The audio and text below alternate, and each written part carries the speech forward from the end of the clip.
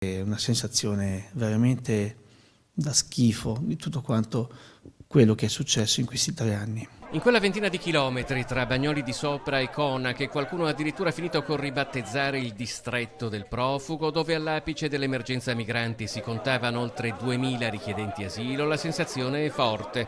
Dall'indagine della Procura di Padova sui centri di accoglienza in Veneto emergerebbe un quadro sconcertante, dalla prostituzione al rischio epidemia, dalle soffiate con cui si anticipavano visite istituzionali negli hub, al personale ridotto all'osso, ad operatori che sarebbero stati costretti a falsificare le firme dei profughi. A Bagnoli di Sopra si stanno preparando ad un eventuale processo.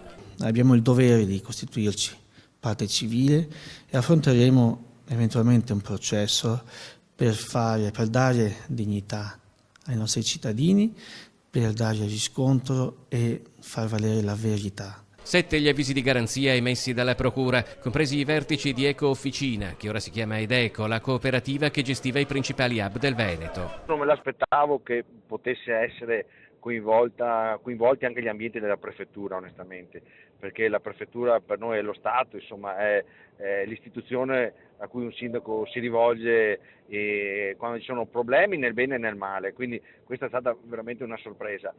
Adesso l'indagine farà chiarezza per capire se effettivamente ci sono delle responsabilità. Al di là dell'indagine, secondo i sindaci ci sono però anche altre responsabilità di carattere politico. L'ultimo verbale della commissione parlamentare diceva che tutti i servizi funzionavano bene, che vengono fatte delle sufficienti lezioni di italiano.